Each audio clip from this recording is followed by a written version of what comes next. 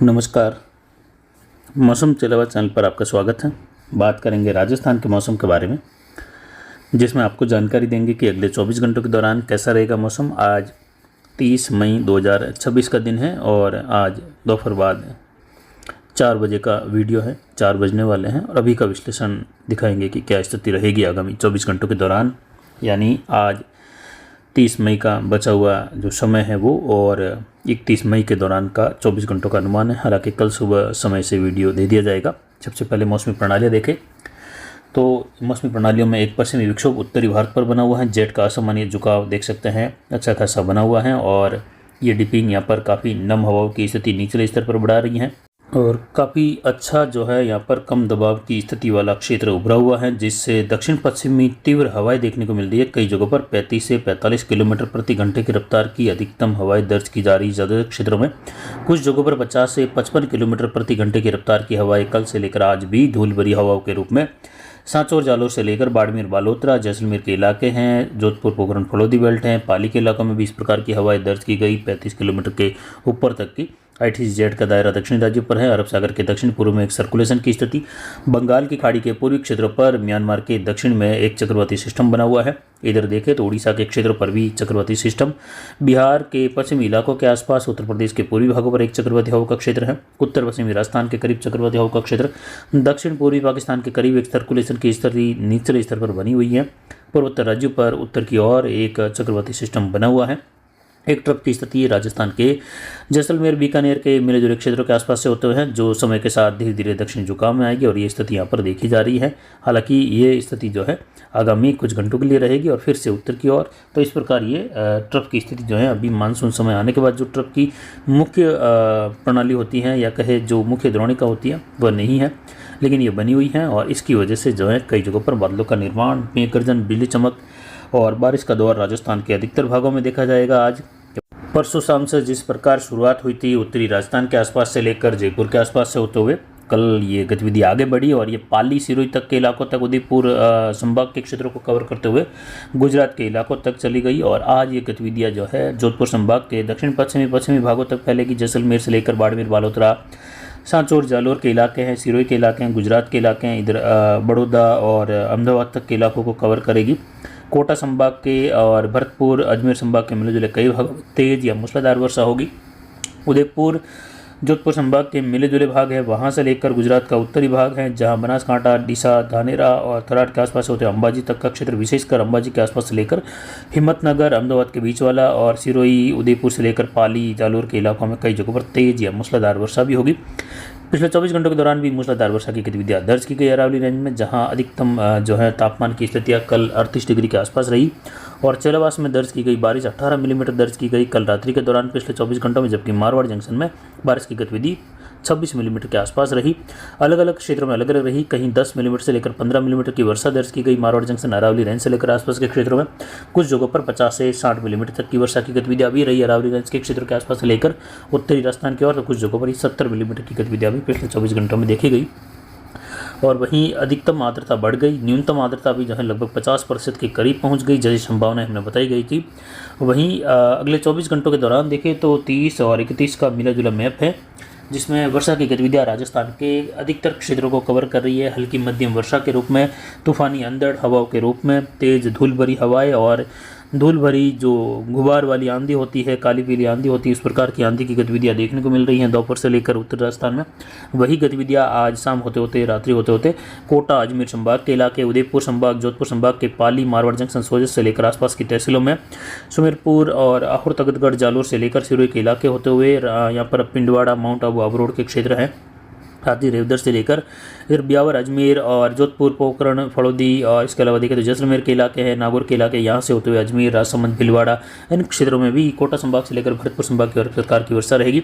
तो वहीं इसमें देख सकते हैं उत्तर मध्य राजस्थान से लेकर बीकानेर और आसपास के सड़क क्षेत्रों से लेकर नागौर होते हुए जो अच्छी खासी बारिश का दायरा दिखाया हुआ है मैप में। और उसके बाद सबसे गहरा कलर दिखाई दे रहा है कुछ उत्तर मध्य राजस्थान, उत्तर पूर्वी राजस्थान के आसपास से लेकर कोटा संभाग की और अरावली रेंज के आसपास से होते हुए पाली, राजसमंद, अजमेर, ब्यावर के आसपास से होते हुए इन क्षेत्रों की और जोधपुर के सड़क क्षेत्र क्षेत्रों से लेकर इधर उदयपुर के दक्षिण पश्चिमी भाग हैं, सिरोही के इलाके हैं, गुजरात के जो उत्तर पूर्वी इलाके हैं, उदयपुर संभाग से सटे हुए वहाँ से लेकर अहमदाबाद हिम्मतनगर होते हुए बड़ौदा तक के इलाके हैं, बड़ौदा के अहमदाबाद के विशेषकर पूर्वी उत्तर पूर्वी इलाके जहाँ कई जगहों पर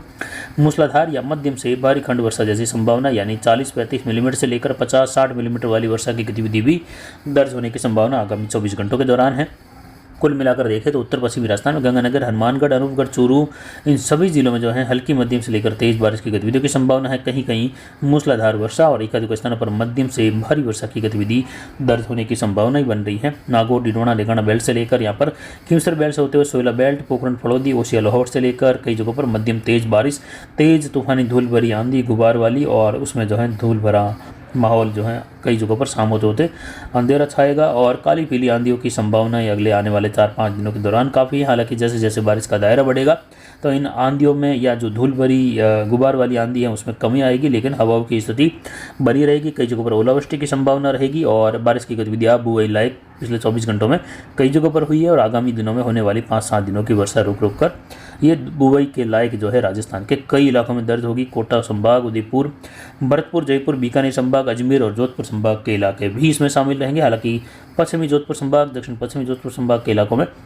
हल्की मध्यम कहीं कहीं तेज खंड वर्षा जरूर रहेगी, लेकिन कई इलाके बूंदाबांदी बौछार और कुछ एक हो सकता है शुष्क भी बने रहे बाड़मेर के पश्चिम से लेकर उत्तर पश्चिम की ओर, लेकिन मौसम जरूर खराब होगा। हल्की मध्यम वर्षा की गतिविधियां राजस्थान के अधिकतर भागों में रहेगी और तेज बारिश की गतिविधियों की संभावनाएं भी 50% राजस्थान के हिस्सों में है। मूसलाधार मध्यम से भारी वर्षा की गतिविधियां राजस्थान के 10 से लेकर 20% इलाकों में संभव हैं। ये इस प्रकार की संभावनाएं अलग अलग संभागों में रहेगी। उत्तर पूर्वी राजस्थान में झुंझुनू, सीकर, अजमेर, टोंक, सवाई माधोपुर, करौली, धौलपुर, भरतपुर, दौसा, जयपुर, अलवर सभी जिलों में हल्की मध्यम से लेकर तेज बारिश की संभावना है। अगले 24 घंटों के दौरान तेज धूल भरी हवाएं और शाम होते होते तेज धूल के गुबार के साथ आने वाली आंधी और उसके साथ वर्षा की गतिविधियां दर्ज होगी। आंधियों की वजह से नुकसान होने की संभावना भी रहेगी आगामी 2-3 दिनों के दौरान, क्योंकि हवाओं की स्थिति कई जगहों पर 70 से लेकर 90 किलोमीटर प्रति घंटे की रफ्तार से अधिकतम दर्ज होने की संभावना है। वहीं दक्षिण पूर्वी राजस्थान के इलाकों से लेकर उत्तर पूर्वी राजस्थान के मिले जुले भागों से लेकर यहाँ पर राजसमंद, भीलवाड़ा, उदयपुर, डूंगरपुर, बांसवाड़ा, प्रतापगढ़, चित्तौड़गढ़ और साथ ही यहाँ पर भीलवाड़ा, शाहपुरा से लेकर कोटा, बूंदी, बारा, झालावाड़ के इलाके हैं, टोंक और उससे सटे हुए सवाई माधोपुर के इलाकों से लेकर कई जगहों पर बारिश की गतिविधियां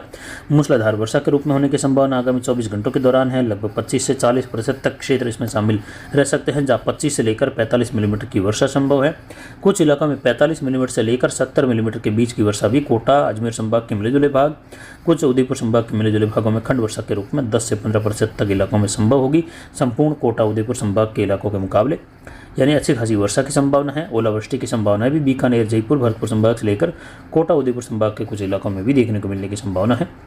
इधर जोधपुर संभाग के इलाकों में, दक्षिण पश्चिमी राजस्थान के इलाकों में पोखरण, फड़ौदी, जोधपुर और यहाँ से लेकर सोयला, मथानिया और साथ ही पिपाड़, भोपालगढ़, इसके अलावा देखें तो बिलाड़ा से मेड़ता से लेकर आसपास के क्षेत्र है, रायपुर, जैतारण और रोहट, जोधपुर शहर, जोधपुर ग्रामीण के अधिकतर भाग, इन क्षेत्रों में हल्की मध्यम से लेकर तेज बारिश की संभावना। मेघ गर्जन, बिजली चमक, कई जगहों पर बिजलियां गिरने की संभावना है। काफ़ी भीषण जो है बिजलियों की कड़कड़ाहट की आवाज़ें भी सुनाई देगी, क्योंकि माहौल काफ़ी अस्थिर बना हुआ है, काफ़ी तीव्र बना हुआ है। वायुमंडल में हवाओं की स्थिति, जेट के दायरे की स्थिति काफ़ी उथल पुथल वाली है, इससे कई जगहों पर बिजली गिरने की संभावना है। कृपया किसानों के लिए सलाह रहेगी कि पशुओं को, भेड़ बकरियों को, गाय भैंस को पेड़ पौधों के नीचे बिल्कुल नहीं बांधे और न ही पेड़ पौधों के नीचे बारिश के दौरान, बिजली चमकने के दौरान आप खड़े रहे, उससे नुकसान होने की संभावना अधिकतम रहती है। बिजली गिरने की बहुत अधिक संभावना पेड़ पर रहती है। वहीं जालोर, सांचौर से लेकर सिरोही, पाली के इलाके हैं, मारवाड़ जंक्शन, सोजत से लेकर कई इलाकों में मध्यम तेज, कहीं मूसलाधार वर्षा जिसमें 25-30 मिलीमीटर तक की वर्षा कई भागों में दर्ज होने की संभावना आज भी रहेगी। कुछ इलाकों में यहाँ पर 25 से लेकर 50 मिलीमीटर तक की वर्षा संभव है। एक दो स्थानों पर कहीं कहीं 40 से लेकर 60 मिलीमीटर प्लस वर्षा की संभावनाएं भी अरावली पहाड़ों के आसपास से लेकर बनती हुई दिखाई देगी, जिससे कुछ जगहों पर अरावली पहाड़ों में, अजमेर, ब्यावर से लेकर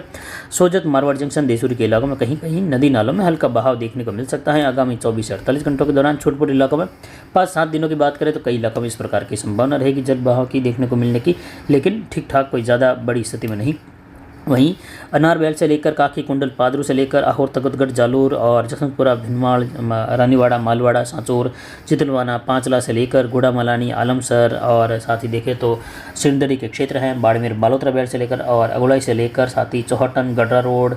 और सीप तहसील के क्षेत्र हैं लखा, उंडू, बिहाड़, बेल से लेकर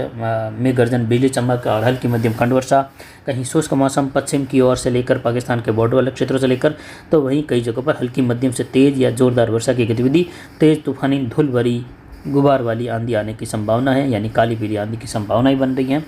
और हवाओं की गति 60 किलोमीटर प्रति घंटे की रफ्तार से लेकर 90 किलोमीटर प्रति घंटे की रफ्तार तक की हवाएं नुकसान कर सकती हैं, इस प्रकार की संभावनाएं हैं।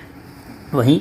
यहाँ पर सीडवा, सैडवा, बाकासर से लेकर भी कुछ जगहों पर मेघ गर्जन, बिजली चमक, हल्की मध्यम वर्षा की संभावनाएं बन रही हैं। आने वाले 24 से 48 घंटों के दौरान आगामी दिनों में भी 1 जून से लेकर देखें तो वर्षा की गतिविधियां लगभग 6 जून तक राजस्थान के कई इलाकों में होगी। एक और पश्चिमी विक्षोभ आने वाला है 3 तारीख के आसपास से लेकर, जिससे राजस्थान के इलाकों में फिर से 2-3 तारीख से लेकर बारिश का नया दौर और जेट का झुकाव दिखाई देगा।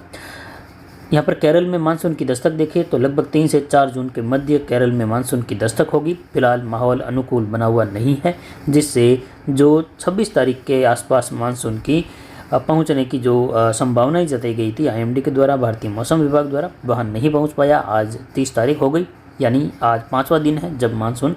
दिए गए तारीख के पीछे चल रहा है, लेकिन आने वाले 4 दिन तक और मानसून पहुँचने की बिल्कुल भी संभावनाएं दिखाई नहीं दे रही हैं।